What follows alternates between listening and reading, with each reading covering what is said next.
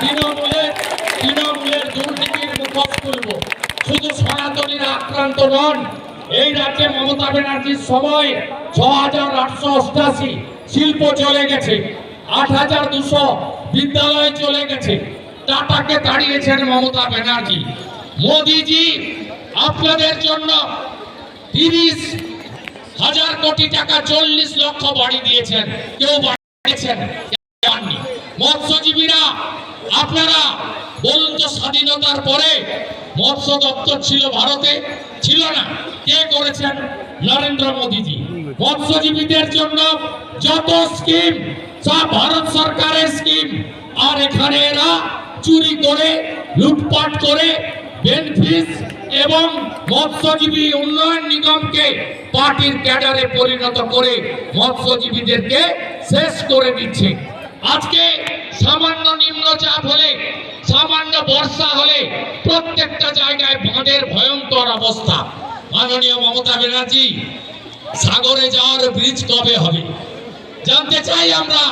কতবার ঢপবাজি মারবেন আপনি? শুনে রাখুন, এই বঙ্কিম হাজরা তার জামাই বাবুকে তো চেনেন, বড় তোলাবাজ।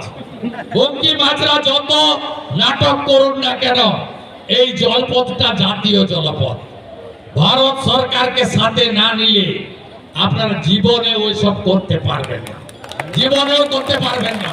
আমি চ্যালেঞ্জ করে গেলাম আপনাদেরকে।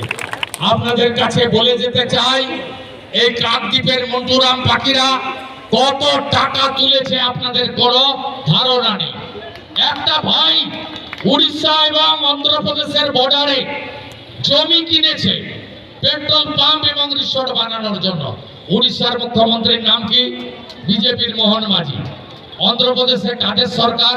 এনডিএ সরকার। মুখ্যমন্ত্রীর নাম কি? এন চন্দ্রবাবু নাইডু। উপমুখ্যমন্ত্রীর নাম কি? পবন কল্যাণ।